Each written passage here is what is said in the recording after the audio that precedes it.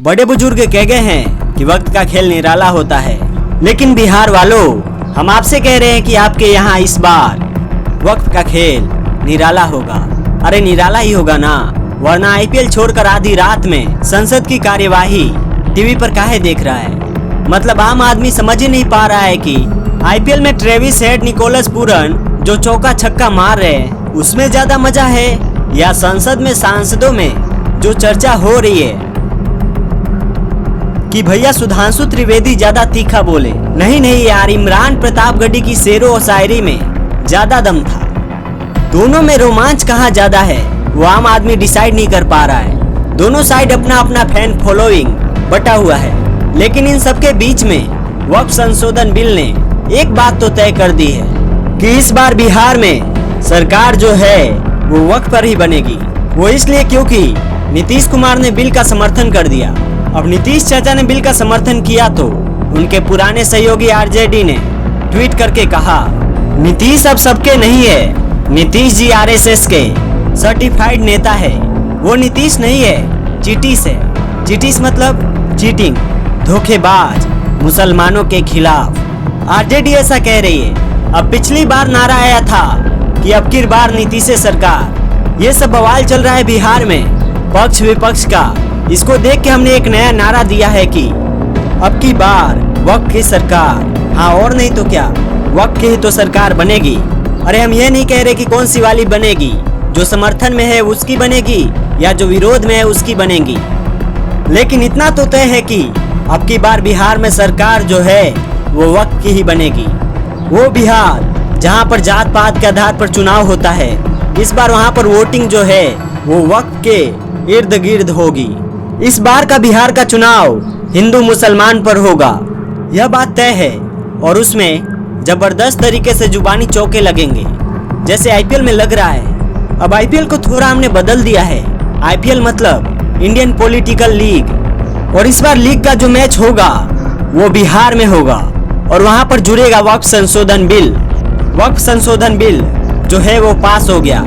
सत्ता पक्ष की तरफ से सुधांशु त्रिवेदी ने जबरदस्त तरीके से वाक्य विन्यास, मुहावरों, छंदों से बिल की शान में कसीदे पड़े। बीजेपी वाले, आरएसएस वाले सीटी मार रहे थे, कह रहे थे भैया सुधांशु त्रिवेदी जी से बढ़िया इतिहास पे कोई नहीं बोल सकता। तो विपक्ष की तरफ से आए बैटिंग करने इमरान प्रतापगढ़ी। उन्होंने भी अपने नुक्तों से, अपनी उर्दू से, अपने शायरी से एक तर्कस से तीर निकाले। सरकार पर दे दनादन, दे दनादन, दे दनादन बात रखी। और आधी रात को जिसने भी चर्चा सुनी वो इन दोनों के बीच में ज्यादा बेहतर कौन था, इस बात पर संवाद करता रहा कि यार कौन ज्यादा बढ़िया, सुधांशु जी ज्यादा बढ़िया बोले थे या इमरान प्रतापगढ़ी ज्यादा बढ़िया बोले। लेकिन इन सारी कहानियों के बीच वक्फ संशोधन बिल का जो महत्वपूर्ण हिस्सा है, जो इम्पोर्टेंट हिस्सा है, वो बिहार से जुड़ जाता है। वो बिहार जहाँ पर नीतीश कुमार मुख्यमंत्री है और इस साल विधानसभा के चुनाव होने वाले हैं। यह बात हम इसलिए भी कह रहे हैं कि क्योंकि देश के गृह मंत्री अमित शाह साहब कहते हैं कि 2014 में चुनाव से पहले कांग्रेस वक्फ को लेकर बदलाव करती है। वो बदलाव चुनाव को ध्यान में रखते हुए करती है। अगर कांग्रेस ने बदलाव नहीं किए होते तो आज यह बदलाव नहीं होते। लेकिन एक सच यह भी है कि इस बार बिहार चुनाव से पहले जो भी यह बदलाव है, इसका असर बिहार में दिखेगा। बिहार में इससे वोट या चोट पड़ेगी, क्योंकि वक्फ संशोधन बिल के पास होने में नीतीश कुमार, जीतन राम मांझी और चिराग पासवान का अहम रोल है। इन तीनों ने बिल का समर्थन किया।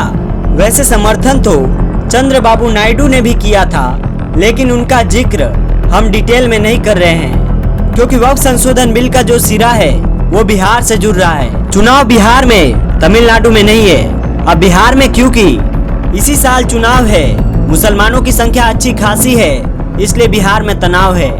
तनाव इस बात को लेकर कि नीतीश बाबू पलट गए क्या, या यह है कि यह नीतीश बाबू के स्ट्रेटेजी का एक हिस्सा है। नीतीश बाबू तो सेकुलर थे, क्या वाकई में बीजेपी के हो गए? यह मौजूदा दौर में बिहार के सियासत चुनाव को देखते हुए नीतीश कुमार की एक नई स्ट्रेटेजी का हिस्सा है। अब जो भी है, नीतीश बाबू के इस चाल को नीतीश बाबू की पार्टी के लोग समझ नहीं पा रहे हैं और यही वजह है कि उनकी पार्टी के कई नेता समर्थन से नाराज हो गए और नाराज भी इस कदर हुए कि पार्टी को छोड़ने का ऐलान कर दिया। जेडीयू नेता और बिहार में सिया और वक्फ बोर्ड के चेयरमैन अफजल अब्बास ने नीतीश कुमार से नाराजगी को जग जाहिर कर दिया। दूसरे जेडीयू के नेता अल्पसंख्यक मोर्चा के प्रदेश सचिव मोहम्मद नवाज मलिक ने इस्तीफा दे दिया। जेडीयू नेता कासिम अंसारी जेडीयू में अल्पसंख्यक विभाग के महासचिव मोहम्मद तबरेज ने भी जेडीयू से किनारा कर लिया। जेडीयू के एमएलसी गुलाम गोश्त तो लगातार कह रहे कि किसानों के लिए लाया जाने वाला बिल वापस हो सकता है तो वक्त संशोधन बिल वापस क्यों नहीं हो सकता। कहने का मतलब यही है कि नीतीश कुमार ने भले ही बिल का समर्थन किया लेकिन उनके दल में विवाद गहरा रहा है और यह विवाद इसलिए भी गहरा रहा है कि बिहार में इस साल चुनाव है। बिहार के जेडीयू नेता जो कि मुस्लिम भी है उन्हें इस बात का डर लग रहा है कि मुसलमान वोटर्स जो है कहीं नीतीश कुमार से दूरी ना बना ले।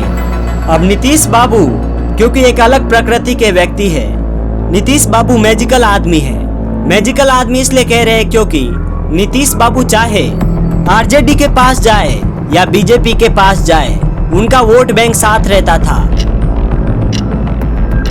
वो बीजेपी के साथ रहे फिर भी मुसलमान उनको वोट देता था।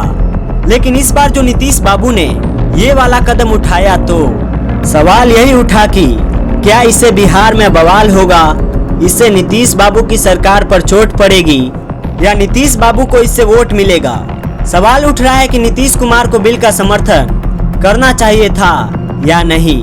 सवाल यह भी उठ रहा है कि नीतीश कुमार को हर जाना क्या बिहार चुनाव में भुगतना पड़ेगा या फिर नीतीश कुमार ने बिल का समर्थन करके गहरी चाल चल दी है जो उनके लिए फायदेमंद है। नीतीश जी के बारे में लालू जी अक्सर कहते आए हैं कि नीतीश के पेट में भी दांत है, उनके दाएं हाथ में क्या है उनके बाएं हाथ को पता नहीं होता। ऐसे में नीतीश कुमार को लेकर दोनों तरह की चर्चाएं चल रही है। हालांकि इस फैसले को अगर आप आंकड़ों से समझेंगे तो 2009 से लेकर 2015 तक मुसलमान वोट का बड़ा हिस्सा नीतीश कुमार के गठबंधन को मिलता है। 2009-2010 तक तो नीतीश कुमार बीजेपी के साथ बिहार में लड़ने पर भी 21 से 62% तक मुसलमान वोट पाते हैं। हालांकि धीरे धीरे एनडीए के साथ चुनाव लड़ने में घटता रहा लेकिन फिर भी मुस्लिम बाहुल्य सीट पर नीतीश कुमार की पार्टी को वोट मिलता रहा। 2014 के लोकसभा चुनाव में नीतीश कुमार एनडीए के साथ थे, तब एनडीए को 21% वोट मिले थे और कांग्रेस आरजेडी गठबंधन को 60%।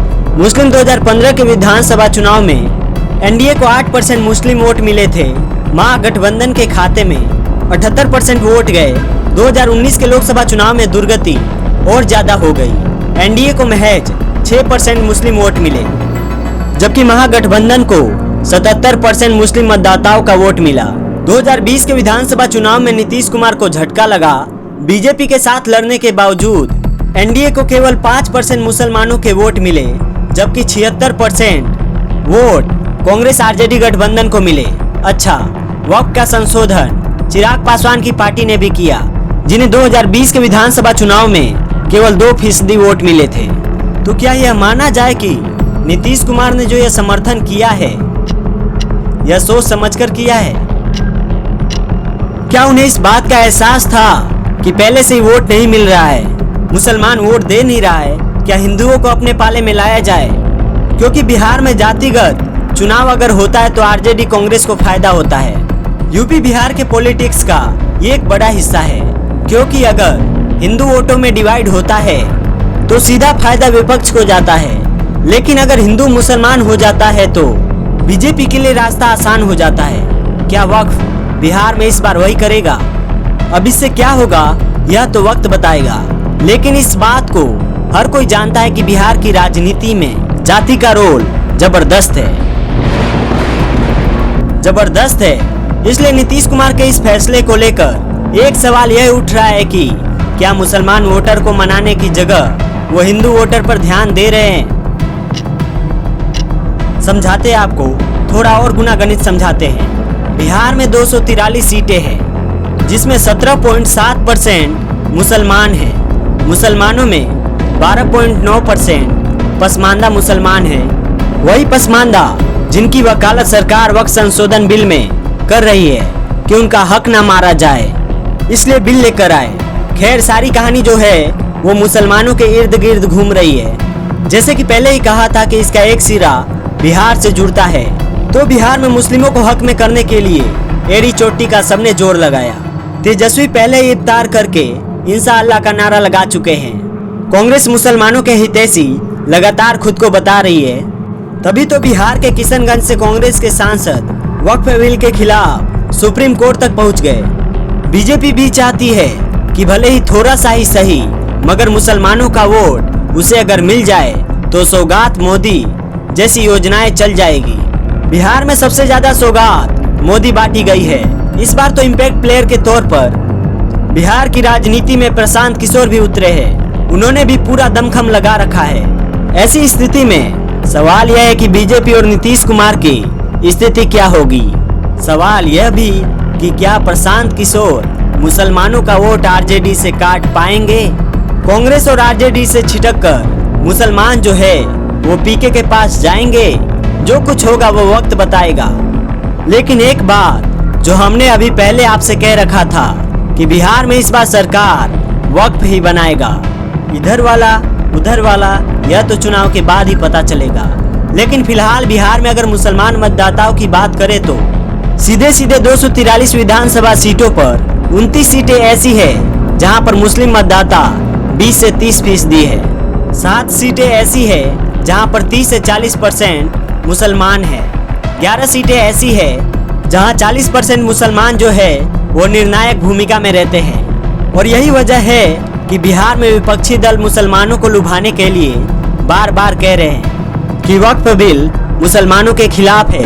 बिहार के चुनाव में वक्फ का मुद्दा इसलिए भी अहम रहेगा क्योंकि बिहार में सुन्नी वक्फ बोर्ड के पास 2900 संपत्तियां है, जबकि शिया वक्फ बोर्ड के पास केवल 327।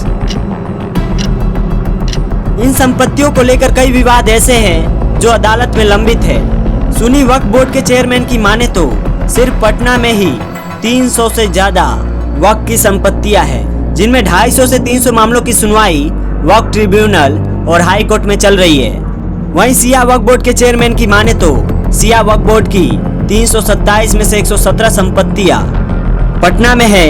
137 संपत्तियों के विवाद वक्फ ट्रिब्यूनल में, जबकि 37 हाई कोर्ट में लंबित है। लंबित कहने का मतलब यह है कि वक्फ का जो सिलसिला संसद भवन से शुरू हुआ है वह बिहार की सड़क तक जाएगा। बिहार की राजनीति में वक्फ राह की तरह बैठ गया है, जो तब तक नहीं टलेगा जब तक बिहार का चुनाव हो नहीं जाता।